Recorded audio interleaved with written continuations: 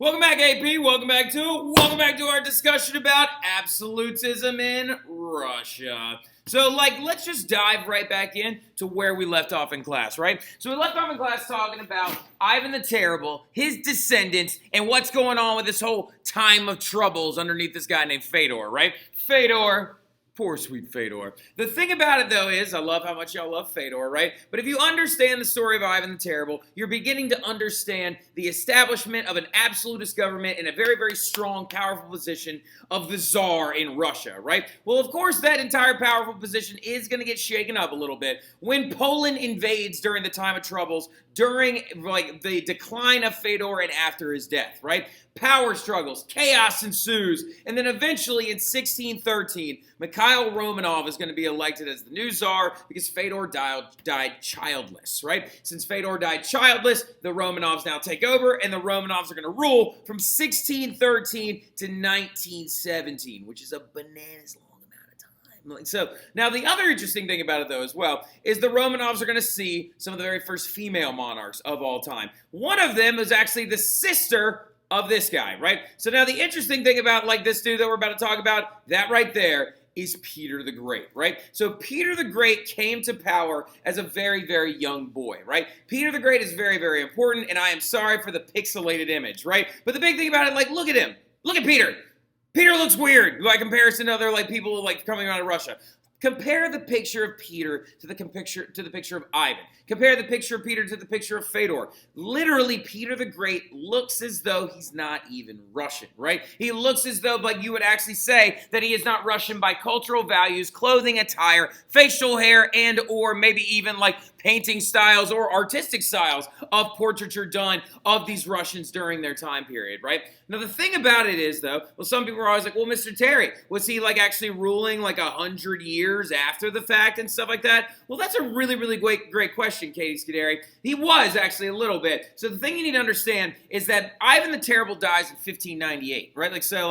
So Olivia and I actually had a conversation about this after class yesterday. Ivan the Terrible's entire absolutist reign was literally almost 50 to 60 years, over 100 years before Louis XIV was ever even born.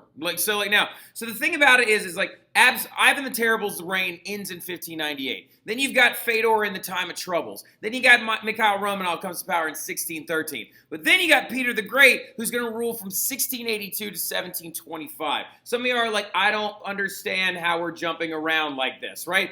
You have to, okay? The analysis of absolutism in Europe involves a lot of skipping around and looking at these different little cells, and then we'll weave all the parts together when we make a timeline or something like that, right? So looking at this entire thing, Peter the Great's going to come to power in 1682, right? So the thing about it that you need to understand more than anything else, though, is when Peter the Great was born, he was born to a very, very large family. Had an older brother, had a much older sister, and his sister is actually going to rule as Queen Regent for him while he's going to be very, very young because his mother is unable to actually do it for him. So looking at this entire thing, all right, when he comes to power, Peter the Great is only about 8 or 10, right? And he has to rule apparently with his brother. And his mother at one point would apparently, before she died, would whisper through a hole in the back of the thrones behind them, and his sister would advise them and stuff like that as well. But what's going to end up happening is you're going to see a major shift in Roman culture under Peter the Great as he grows older, right? But the thing about it, though, is a lot of people always ask the question, when you look at a lot of things about Russia, this right here is Peter's elder grandfather, right? He's his great-great-grandfather. That's Mikhail Romanov, who was in power in 1613.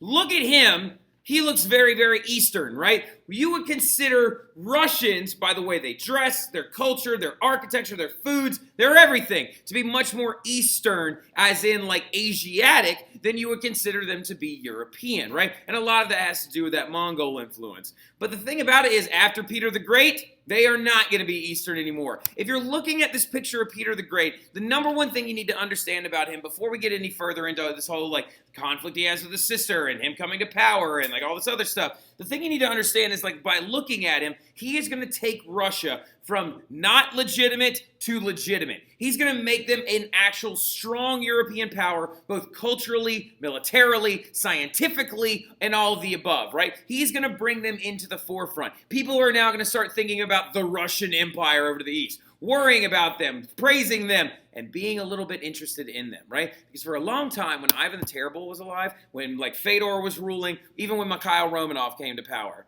the Russians were seen as barely European by the rest of Europe, right? Louis XIV wasn't thinking of Russia and what they were doing, right? But now, after Peter the Great, the following Louis will, right? So the thing about it is Peter the Great creates the Western version of Russia you know today, right? And he did a lot of that stuff when he was actually still pretty young, right? He was actually in his 20s when he did this. And by this time, he has come to power. His brother would actually die because he was actually co-monarchs, right? With his little bit older brother. His older brother was only like a couple years older than him. But his older brother dies, and then what ends up happening is his sister has to resign the post and give over the rights to Peter the Great. And when he's in his 20s, he decides to go on a very, very important idea, right? He decides to go out and he wants to discover what else is going on in Europe, right? And another big thing about him, though, is he has absolutist elements a lot like Louis XIV, right? Even though he's much younger than Louis XIV. The thing about it, though, in general, 1 year out of his reign was peaceful. One of the biggest things that he did is actually he's going to grow the Russian army and grow the Russian professional army, right? Now, remember, though, really, really quickly, when we're looking at Russia, what was their army like? Well, they're going to have the very first professional army under Ivan the Terrible. They're these people called the Streltsy, right? The Streltsy, though, still have some very, very big controls over them by nobles and other different ranks of people. So Peter the Great's going to come along a little bit later, and he's going to spend a lot of time at war, just like many of these other monarchs. And a big thing about it is only 1 year of his reign was peaceful because he believed in growing that army as big as he could. And he learned to grow this army as large as he could on a trip that he took, right? When he was in his 20s, he saw what a professional army could look like. He saw what trading could look like. He saw and observed all these different things whilst he was on this thing known as his grand tour, right? Or his grand embassy is what it's also called as well. In his 20s, what he did, him and 200 nobles took an 18-month tour of Western Europe, right? He literally just went on study abroad. The guy legit, apparently, after he rose to power and takes over the crown from his sister, decides to go and observe what about all these other Westerners is going on. How are they doing this? Why are they so strong? Why are they so wealthy? Why are they so much better than we are right now, right? So when he takes this tour, he studies crafts, weaponry, naval fleets. He was particularly obsessed with 3 different places. He loved the Dutch. He thought the Dutch were amazing. He loved their canals. He loved the city of Amsterdam. He loved how beautiful it was. He loved the art they were producing. He loved their East India Company. He fell in love with what trade can do for you, right? Another big thing that he saw was when he was in England, right? And he saw what a naval fleet could look like, right? What a maritime military can do for you, right? And then he goes over to one of his other favorite places, a place that he would actually visit multiple times even after this grand tour was over. He went and saw France. And oh man, did he love France, right? He was a big fan of France, okay? The thing about it, though, is he loves France for its diplomacy, its politics. And when he visited France, who was in power? Louis XIV, right? He is observing a Western absolutist at their height, right? He is seeing what a Western absolutist looks like. He's looking at this guy with the big wig and the calves and the calves, not the calves like the cows, but the calves like the legs. He's looking at the guy with the legs and the high heels and stuff like that. He's like, that right there. Not that's what I want to be, but he's like, that right there is power. This guy can do whatever he wants, and nobles grovel at his feet.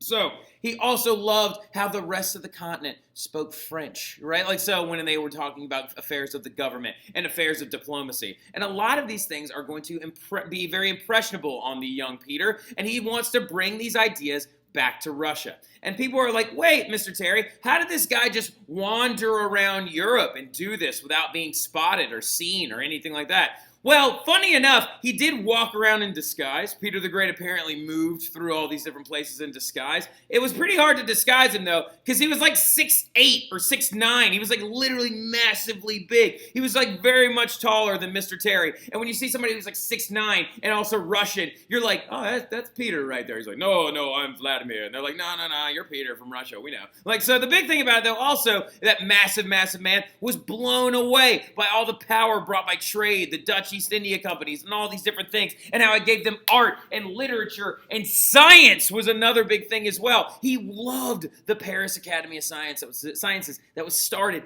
by Louis XIV. So when he comes back to Russia, he starts the Russian Academy of Sciences, right? Jot that down somewhere, actually, because the important thing that you need to know is, remember, absolutists support scientific advancement, right? And he also brought with him a bunch of new Western reforms. He realized more than anything, since he was a young man, he had a lot of influence over him by a lot of different people, right? The church had influence over him when he was a young man, as a very young czar. His sister had influence over him as a young man, as a young czar. The military, the Streltsy, had influence over him. The nobles had influence over him. And he was like, screw that, right? Like, so no more of this influence over me. I will now influence you. And he brings in a massive set of Western reforms where he builds up his military, changes their uniforms, does all these different things. And ironically enough, he starts building up his military right after his grand tour because he had to come back to Russia because the Streltsy were leading a rebellion, trying to reinstall his sister who wanted to be czar instead of him, right? It's a very, very wild thing going on, right? While he's like touring around Western Europe, his own military revolts, he comes back and he's like, oh,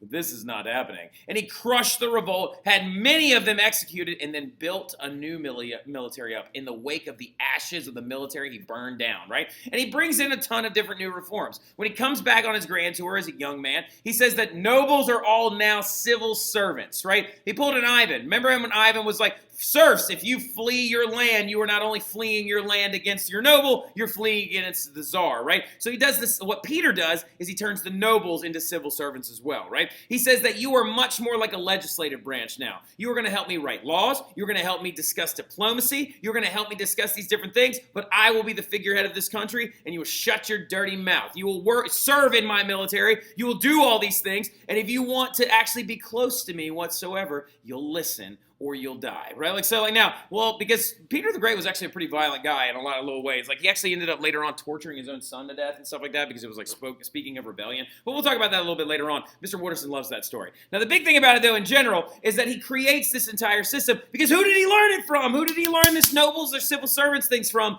Louis XIV, right? He saw it. He saw and witnessed these road nobles and how they literally did everything Louis told them to do at his beck and call, right? And so going forward as well, he also said, our nobles, you're too stupid. Not stupid as in like stupid. He was just like, you are too Russian.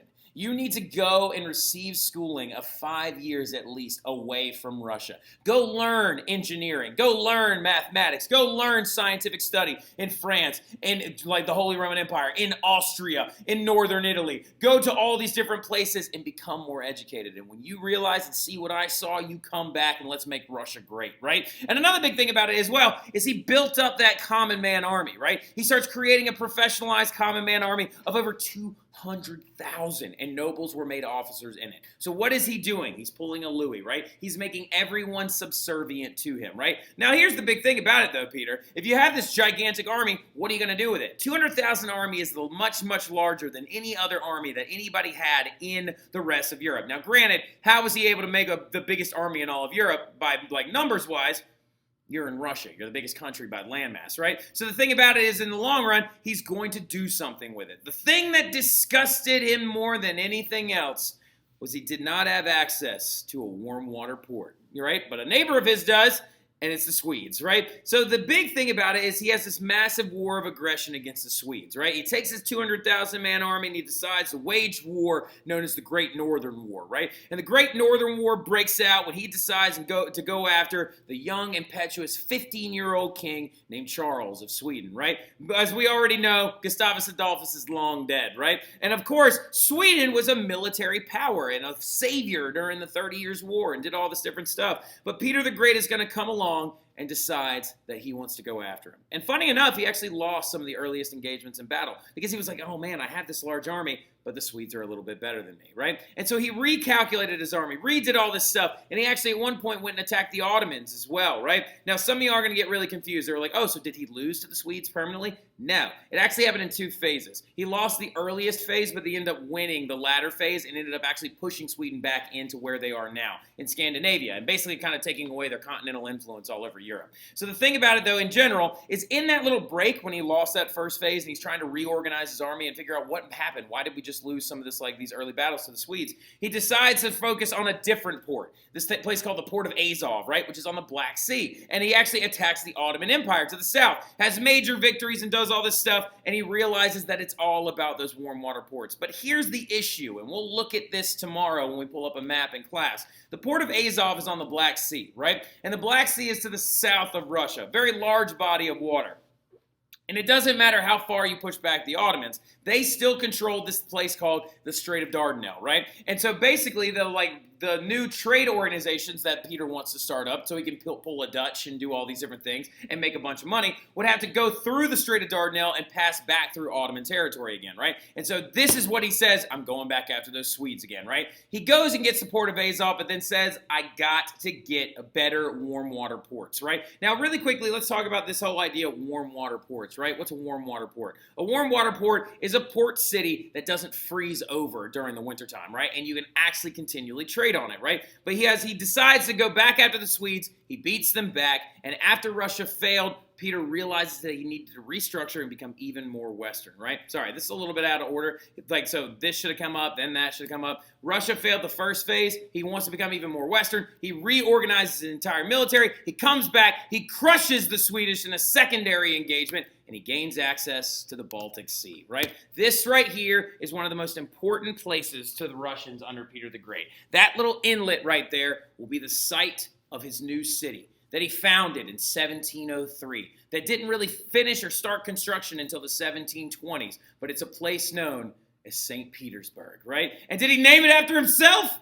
No. Like, he actually technically named it after St. Peter, as in like St. Peter, like Peter and Paul Peter, but then of course his name is Peter, so he probably actually named it after himself. So the big thing about it, though, is he builds this brand new capital of St. Petersburg after this massive victory, right? And he starts introducing even more reforms and coming back in and being like, we will not be losing to people like the Swedes ever again. We will be crushing them like we did in the second half of this war, right? We will be pushing the Ottomans back. We will continue to control the Port of Azov, and we will build this warm water port city that will be not a city that looks like Moscow, but a city that looks like Western Europe. Those are modern-day pictures right there of St. Petersburg. That looks like it's taken on a street in Paris, right? That looks like it's taken on a street in Prague. The thing about it is he rebuilds and redesigns the entire city to look like a Western-style city, okay? And looking at this right here, that is the palace that he actually, when he moves the capital to St. Petersburg, that is the palace of which he lived in. So there's the Winter Palace, built also in Baroque-style architecture. It's his Versailles, right? Like so now,